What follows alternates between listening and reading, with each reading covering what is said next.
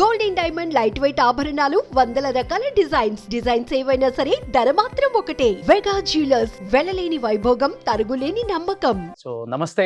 జై హింద్ రోషన్ గారు. అమరం చూశాను. వరదరాజన్, ముకుంద్ వరదరాజన్. ముకుంద్ వరదరాజన్ తమిళనాడు అతను. అవును. రీల్ స్టోరీలో తీస్తే అన్ని సినిమాలు కొన్ని చూడాలనిపిస్తుంది, కొన్ని చూడాలనిపించవు కూడా. అవును. ఎందుకంటే బిఫోర్ మనకి ఆర్మీ బ్యాక్డ్రాప్ లో చాలా సినిమాలు వచ్చాయి, కానీ మనకి ఏది కూడా కన్నీళ్లు కార్చే అంత సీన్స్ కనిపించలే. అవును. నిజంగా అమరం చూసేటప్పుడు ఈచ్ అండ్ ఎవ్రీ సీన్ కి నేను గమనిస్తున్నాను, చుట్టుపక్కల ఉండే అందరు ఆడియన్స్ ని ప్రతి ఒక్కళ్ళు హ్యాండ్ కర్చీఫ్తో కళ్ళు తుడుచుకుంటూనే ఉన్నారు సెకండ్ హాఫ్ లో especially. First of all military వాళ్ళ త్యాగాల గురించి, కష్టాల గురించి మీరు ఏం చెప్పాలనుకుంటున్నారు మీ మాటల్లో? చూడండి, నేను ఎప్పుడు ఒకే విషయం చెప్తాను. ఒక ఆర్మీలో చేసే ఎవరైనా కానివ్వండి, బీట్ జవాన్ కానివ్వండి, జేసీఓస్ ఆఫీసర్స్, మా వెనకాల ఉండే పవర్ ఏంటి, మమ్మల్ని అలాంటి టైంలో ఎక్కడైతే మేము ప్రాణాలు కూడా వదిలేయాల్సి వచ్చే టైంలో కూడా మేము ముందుకెళ్ళడానికి మా వెనకాల ఉండే అతిపెద్ద మోటివేషన్ ఈ దేశం మా మీద మాకు చూపించే ప్రేమ. ఓకే. మేము ఎప్పుడైతే మేము ఆర్మీ నుంచాను, లేకపోతే మేము నేవీ నుంచాను, ఎయిర్ ఫోర్స్ నుంచాను, యూనిఫామ్ పర్సనల్ దేశం కోసం బోర్డర్స్లో ఉంటామని తెలియగానే ఒక సివిల్ సొసైటీలో మాకిచ్చే రెస్పెక్ట్, మాకిచ్చే ప్రేమ ఏదైతే ఉందో అది మమ్మల్ని పుష్ చేస్తూ ఉంటుంది. ఎప్పుడు ఒక లిమిట్ క్రాస్ చేసి కూడా మేము ముందుకు వెళ్ళడానికి, అది నాకు తెలిసి అన్నిటికన్నా పెద్ద మోటివేషన్. ఆర్మీలో ఉండే ఎవరికైనా కానివ్వండి, వాళ్ళు going beyond the call of duty అంటాం మేము దాన్ని ఇంగ్లీష్లో. Call of the duty, beyond call of the duty అంటే చనిపోవడానికి కూడా సిద్ధపడడాన్ని మేము బియాండ్ కాల్ ఆఫ్ డ్యూటీ అంటాం. ఓకే. ఆ లెవెల్ని మేము క్రాస్ చేయడానికి అన్నిటికన్నా మాకు పెద్ద మోటివేషనల్ ఫోర్స్ ప్రజలు ఇచ్చే ప్రేమ, వాళ్ళు మా మీద పెట్టుకున్న నమ్మకం. నాకు తెలిసి మనకున్న గవర్నమెంట్ ఆర్గనైజేషన్స్ అన్నిట్లో ఆర్మీని ప్రేమించినంతగా నాకు తెలిసి మన జనం, మన ప్రజలు వేరే ఏ ఆర్గనైజేషన్ని అంత ప్రేమించరు.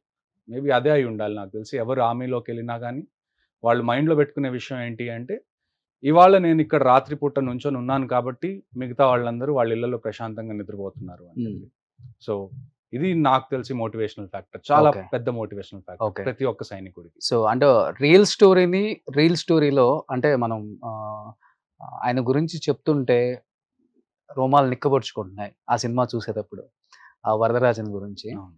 అంటే ఆయన తమిళతన, కన్నడనా, మలయాళమా ఇది కాదు, మన ఇంట్లో మనిషిలాగా అనిపించింది. మన అన్నం, మన సొంత మనుషులు ఒకవేళ అక్కడ చనిపోతే ఎలా ఫీల్ అవుతామో అంత ఫీలింగ్ వచ్చేసింది, అంత ఎమోషనల్ అయిపోయింది థియేటర్స్లో.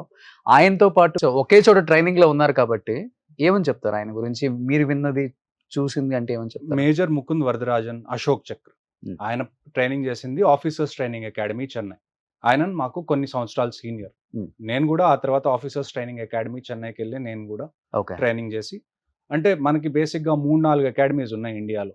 ఎవరైనా ఆర్మీలోకి ఆఫీసర్ అవ్వాలి అంటే ఈ అకాడమీస్లోకి సెలెక్ట్ అయితేనే వాళ్ళు అవుతారు. ఫస్ట్ మనకి నేషనల్ డిఫెన్స్ అకాడమీ పూణే ఉంది, ఆ తర్వాత ఇండియన్ మిలిటరీ అకాడమీ దేహ్రాదూన్ ఉంది, ఆ తర్వాత ఆఫీసర్స్ ట్రైనింగ్ అకాడమీ చెన్నై ఉంది, ఆఫీసర్స్ ట్రైనింగ్ అకాడమీ గయా, ఇలాగ కొన్ని అకాడమీస్ ఉన్నాయి. ఈ అకాడమీస్లోకి ఎవరైతే వెళ్తారో అక్కడ వాళ్ళు 1 ఇయర్ కొన్ని చోట్ల, అంటే మీరు ఒకవేళ +2 తర్వాత వెళ్ళారనుకోండి, ఇంటర్మీడియట్ తర్వాత మీ ట్రైనింగ్ 4 ఇయర్స్ ఉంటుంది. ఈ 4 ఇయర్స్ ఎందుకు ఉంటుందంటే ఈ 4 ఇయర్స్లో మీకు ట్రైనింగ్తో పాటు మీకు బ్యాచిలర్ డిగ్రీ కూడా వస్తుంది. ఒక 3 ఇయర్స్ మీది BA కానీ, బీకామ్ కానీ, BSc కానీ మీరు ఏది చూస్ చేసుకుంటే మీకు ఎడ్యుకేషన్ క్వాలిఫికేషన్ కూడా ప్యారలల్గా మిలిటరీ ట్రైనింగ్తో పాటు నడుస్తూ ఉంటుంది. అదే ఎవరైతే గ్రాడ్యుయేషన్ అయిపోయిన తర్వాత వెళ్తారో వాళ్ళు బేసిక్గా ఇండియన్ మిలిటరీ అకాడమీకి కానీ, ఆఫీసర్స్ ట్రైనింగ్ అకాడమీకి కానీ వెళ్తారు. ఆఫీసర్స్ ట్రైనింగ్ అకాడమీలో మీకు ఫర్ ఎగ్జాంపుల్ మేము ఆఫీసర్స్ ట్రైనింగ్ అకాడమీలో ట్రైన్ చేసినప్పుడు మాకు diploma in strategic studies and defence management అనేది ఒక డిగ్రీ ప్యారలల్గా రన్ అవుతూ ఉంటుంది మాది ఏదైతే మిలిటరీ ట్రైనింగ్తో పాటు. సో మిలిటరీలో మనకి చాలా ఇంపార్టెంట్ ఏంటి అంటే, బీట్ ఆర్మీ కానివ్వండి, నేవీ కానివ్వండి, ఎయిర్ ఫోర్స్ కానివ్వండి, మీకు మీ బాడీ ఎంత ఇంపార్టెంటో మీరు అకాడమికల్గా కూడా, అంటే చదువు పరంగా కూడా చాలా పర్ఫెక్ట్గా ఉండడం అంతే ఇంపార్టెంట్. ఎందుకంటే ఒక కంప్లీట్ మనిషి ఎప్పుడు అవుతాడు అంటే, ఒక సోల్జర్ కంప్లీట్గా ఎప్పుడు అవుతాడు అంటే, మీకు జస్ట్ ఫిజికల్ ఫిట్నెస్ ఉంటే సరిపోదు, పోనీ మీకు జస్ట్ మైండ్ ఒక్కటి ఉంటే సరిపోదు. ఈ రెండిటి కరెక్ట్ కాంబినేషన్ ఉన్నప్పుడే మీరు ఒక సోల్జర్ అవుతారు. అది మన అకాడమీస్లో మన కరికులం ఎలాగ ప్రిపేర్ చేస్తారంటే, మీరు వచ్చిన మొదటి రోజు నుంచి అదే అలైన్మెంట్లో మీరు వెళ్ళిపోతారు. ఓకే. సో ట్రైనింగ్ అనేది చాలా కఠినంగా ఉంటుంది స్టార్టింగ్ నుంచి. ఒక 2 ఇయర్స్ ఉంటుందా? 1 ఇయర్ ట్రైనింగ్ ఉంటుంది. అది నేను చెప్పాను కదా, ఎవరిదైతే +2 తర్వాత వెళ్తున్నారో వాళ్ళది 4 ఇయర్స్ ట్రైనింగ్ ఉంటుంది. ఎవరైతే గ్రాడ్యుయేషన్ తర్వాత వెళ్తారో వాళ్ళది 1 ఇయర్ టు 1.5 ఇయర్ ట్రైనింగ్ ఉంటుంది. ఈ 1.5 ఇయర్లో మీకు ప్రతిదీ నేర్పిస్తారు, మిలిటరీకి సంబంధించిన ప్రతిదీ నేర్పిస్తారు. దాన్ని బేసిక్ ట్రైనింగ్ అంటాం మేము. ఆ ట్రైనింగ్ మొత్తం అయిపోయిన తర్వాత ఇప్పుడు మనకి ఎవరన్నా ఎంసెట్ కానీ నీట్ కానీ రాసినప్పుడు మీకు ఏముంటుంది, కౌన్సిలింగ్ ఉంటుంది. ఒక ర్యాంక్ వచ్చిన తర్వాత మీరు కౌన్సిలింగ్కి వెళ్తారు. ఒక 3 కాలేజెస్ మీరు సెలెక్ట్ చేసుకుంటారు, 3-4 కాలేజెస్. ఈ కాలేజ్లో నేను వెళ్ళాలనుకుంటున్నాను, నా ర్యాంకుకి ఇది వస్తుందా రాదా అని చూసుకుంటారు. సేమ్ వే మీరు అకాడమీ ఎండ్ అయ్యే టైంకి ఏమవుతుందంటే మీది ఒక మెరిట్ మొత్తం ప్రిపేర్ అవుతుంది. మీరు ఈ 1 ఇయర్ ట్రైనింగ్లో మీరు ఏ గేమ్స్ ఆడారు, ఫిజికల్ ఫిట్నెస్ మీద ఎలాగుంది, ఎడ్యుకేషన్ పరంగా మీకు ఎన్ని మార్క్స్ వచ్చినాయి, దీనంతా ఒక కంపైల్ చేసినప్పుడు మీరు ఒక మెరిట్ లిస్ట్లో ఒక నెంబర్ వస్తుంది. మీకు ఉన్న క్రెడిట్స్ అందరిలో మీరు ఎక్కడ నుంచుంటున్నారు అనేది ఒక నెంబర్ వస్తుంది. ఓకే. అప్పుడు లాస్ట్లో మీకు ఆర్మీ హెడ్ క్వార్టర్కి మీరు ఒక 3 ఆప్షన్స్ ఇవ్వాలి. మీరు ఏ రెజిమెంట్స్లోకి వెళ్ళాలనుకుంటున్నారో మీరు ఆప్షన్స్ ఇవ్వండి. ఆ రెజిమెంట్స్లో ఖాళీ ఉంటే మీరు అందులోకి వెళ్ళడానికి వాళ్ళు ఫెసిలిటేట్ చేస్తారు. Most of the time 90% of time ఏమవుతుందంటే మీరు ఏవైతే రెజిమెంట్స్ ఇచ్చారో 3 ఆప్షన్స్, ఆ 3 ఆప్షన్స్లోనే మిమ్మల్ని పంపించడానికి ట్రై చేస్తారు. వర్స్ట్ కేస్ సినారియో అలాంటి 3 ఏవైతే మీరు ఆప్షన్స్ ఇచ్చారో దానికి మీరు మెరిట్ కానీ లేకపోతే మీ ఎడ్యుకేషనల్ క్వాలిఫికేషన్ మ్యాచ్ అవ్వకపోతే దానికి తర్వాత మీకు ఏదైతే కొద్దిగా ఈజీగా సెట్ అవుతుందో మీ ప్రొఫైల్కి అది మీకు ఇవ్వడానికి ట్రై చేస్తారు. ఓకే. సో ఇప్పుడు ముకుంద్ వరదరాజన్ గారి గురించి మీరు విన్నదంటే ఏమని చెప్తారు? చూడండి, నేను 2014లో ముకుంద్ వరదరాజన్ గారిది జరిగింది. నేను అప్పుడు పంజాబ్లో పోస్టెడ్ ఉండేవాడిని. మీకు ఇప్పుడు మూవీ వచ్చింది కాబట్టి ఇది మీకు ఒక కొత్త న్యూస్ లాగా లేకపోతే ఒక అప్డేట్ లాగా మీకు ఇప్పుడు తెలుస్తుంది. మేము ఆర్మీలో ఉన్నప్పుడు మాకేంటి అంటే బేసిక్గా కాశ్మీర్ కానివ్వండి, నార్త్ ఈస్ట్ కానివ్వండి, ఇవి కాన్ఫ్లిక్టెడ్ ఏరియాస్, ఎక్కడైతే మిలిటరీది ఎక్కువ రోల్ ఉంటుంది. అలాంటి చోట ప్రతిరోజు ఎవరో ఒకళ్ళు చనిపోతారు. ఇన్స్పైర్ అయ్యారా ఆయన జర్నీని మీరు? ఖచ్చితంగా. ఆర్మీలో అన్నిటికన్నా చాలా ఇంపార్టెంట్ విషయం ఏంటి అంటే యూ రెస్పెక్ట్ యువర్ సీనియర్స్. ఎందుకంటే ఇప్పుడు మనకి ఫెసిలిటీస్ ఒకసారి చూసుకుంటే మనకి సోషల్ మీడియా ఉంది. అంటే అవును, ఇప్పుడు బై టైం టు టైం మనకి ఏమైంది, మన ఎక్విప్మెంట్ అంతా బెటర్ అయిపోయింది. ఒకవేళ మీరు ఇంతకుముందు మంచుకొండల్లో పనిచేయాలి అంటే ఇప్పుడు మంచుకొండల్లో పనిచేయాలి అంటే ఇప్పుడు మీ దగ్గర ప్రతిదానికి ఎక్విప్మెంట్ ఉంది, ఈజీగా మీరు ఎక్కగలగడానికి. అంటే ఇంతకుముందు ఒక షూ బరువు మంచుకొండల్లో వేసుకునేది 3-3.5 కేజీలు ఉంటే టెక్నాలజీ వల్ల ఇప్పుడు ఏమైంది, అది 1.5 కేజీకి లైట్ వెయిట్ వచ్చేసినాయి. మా సీనియర్స్కి మేము ఎందుకు రెస్పెక్ట్ ఎక్కువ ఇస్తామంటే ఫస్ట్ విషయం ఏంటి అంటే వాళ్ళే మాకు అన్నీ నేర్పించారు. రెండో విషయం ఏంటి అంటే మేము ఇప్పుడు ఫైట్ చేస్తున్న కండిషన్స్ కన్నా తీవ్రమైన కండిషన్స్లో వాళ్ళు ఫైట్ చేశారు. ఆ రెస్పెక్ట్ అనేది ఎప్పుడు మాకు ఉంటుంది. వాళ్ళు మాకు గురువులు. వాళ్ళు ఏదైతే ఫౌండేషన్ వేశారో దాని మీదే ఇప్పుడు వరకు ఇండియన్ ఆర్మీ నడుస్తుంది. ఇప్పుడు నుంచనే కాదు, ముకుంద్ గారని కాదు, అంతకు ముందు నుంచి కూడా ఎప్పుడైతే మనం ఇండిపెండెంట్ ఇండియా అయ్యాము అప్పటి నుంచి ఎన్ని వార్స్ జరిగినాయి, ఎంతమంది.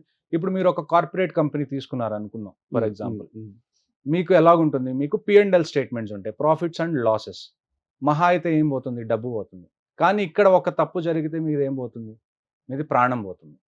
సో ఇక్కడ ఏదైనా కానీ మీరు చాలా కాన్సన్ట్రేషన్ పెట్టి చాలా విషయాలు చూసుకుంటే తప్ప మీ లాసెస్ మినిమం ఉండవు. Okay. So every time we do a mistake we pay with blood. Okay. So ఆ విషయం అన్నది మేము ఎప్పుడు మైండ్లో పెట్టుకోవాల్సి వస్తుంది. అందుకనే మా సీనియర్స్ కానీ మా ముందు తరాల వాళ్ళు కానీ ఎవరైనా ఆర్మీలో ఉన్నా వాళ్ళు ఏవైతే చేశారో వాళ్ళు చేసిన ప్రతి ఇంతకుముందు కండిషన్స్ ఎలాగుండేవి, మీరు ఎక్విప్మెంట్ అంటే ఒకవేళ గన్స్ తీసుకున్నా కానీ లేకపోతే టెక్నాలజికల్ ఎక్విప్మెంట్ తీసుకున్నా కానీ, ట్యాంక్స్ తీసుకున్నా కానీ, ఫ్లైట్స్ తీసుకున్నా కానీ, జెట్స్ తీసుకున్నా కానీ ఇప్పుడున్నంత సొఫిస్టికేటెడ్గా ఇంతకుముందు ఉండేవి కాదు. ఇంతకుముందు మనుషులు కూడా ఎలాగ ఉండేవాళ్ళు. మీరు 1962 ఒకసారి చైనా క్యాంపెయిన్ మనం చూసుకోవాలి. అవును, అక్కడ మనం ఉన్న సోల్జర్స్ చాలా తక్కువ మంది, మనకి అగేన్స్ట్గా వచ్చిన చైనీస్ సోల్జర్స్ చాలా మంది. అందరూ చనిపోయారు తప్ప ఎవ్వరు కూడా వాళ్ళ ప్లేస్ వదిలిపెట్టి వెనకాలకి పారిపోయి రాలేదు. అది ఇండియన్ ఆర్మీ. సో ఆ డిఎన్ఏ అనేది అప్పటి నుంచి రన్ అవుతూనే ఉంది. ఇప్పుడు మనం మేజర్ ముకుంద్ వరదరాజన్ గారిని తీసుకున్నాం. ఆయనకి టెర్రరిస్ట్ అక్కడ కనపడ్డారు, టెర్రరిస్ట్తో ఆయన ఫైట్ చేశారు. ఆయన వెనక్కి ఎక్కడన్నా ఒగ్గారా, నాకు బుల్లెట్లు తగిలినాయి అన్న తెలిసిన తర్వాత కూడా ఆయన ఫైట్ చేసి టెర్రరిస్ట్ని చంపారు. ఓకే. సో మనకి ఇంపార్టెంట్ ఏంటి అంటే శత్రువు ఎంత పవర్ఫుల్ ఉన్నా కానీ మన సంకల్పం ఎలాగ ఉండాలి అంటే ఈ దేశాన్ని నేను కాపాడుకుంటాను అని చెప్పి నేను యూనిఫామ్ వేసుకున్నప్పుడు, నేను ప్రతిజ్ఞ తీసుకున్నప్పుడు దానికి కట్టుబడి ఉండాలి అన్న ప్రిన్సిపల్ అనేది ఆర్మీలో చాలా చాలా చాలా చాలా ఫస్ట్ రోజు నుంచి మీకు ఇంగ్రెయిన్ చేస్తారు. అలాంటి అటాక్ చూసారా మీ రియల్ లైఫ్ లో? అంటే మీరు నేను ఫేస్ చేసిన ఉన్నాయా? లైక్ మీరు అన్నారు బుల్లెట్ తగిలినా కానీ శత్రువును చంపాలన్నదే ఆయన ధ్యేయం. అంతే. శత్రువును చంపి బయటకు వచ్చి ఇలా ఒక సింబల్ చెప్తారు ఆయన. వావ్, ఆ సీన్ చూస్తుంటే థియేటర్ లో అసలు గూస్ బంప్స్ అండి. అలా చెప్పి ఆయన పడిపోతారు కదా, ఆయన అందులో ఆపరేషన్‌లో గూడా జరిగింది ఏంటి అంటే, దూరం నుంచి అబ్జర్వ్ చేస్తున్నారు మిగతా వాళ్ళందరూ. అవును. ఆయన బయటకొచ్చినప్పుడు ఫస్ట్ వాళ్ళకి అర్థం కాలేదు ఆయనకి నిజంగా బుల్లెట్స్ తగిలినాయని. ఆయన ఇంకొకళ్ళకి ఆయన నొప్పి గూడా తెలియనివ్వలేదు.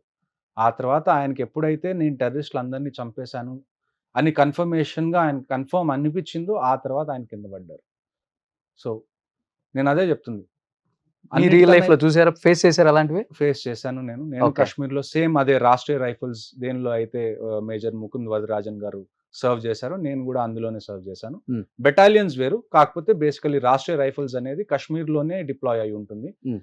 అది anti terrorism operations purely Rashtriya rifles అంటే. సుమన్ టీవీలో మీ పర్సనల్ అండ్ బిజినెస్ ప్రమోషన్స్ కోసం కింది నెంబర్కి కాంటాక్ట్ చేయండి.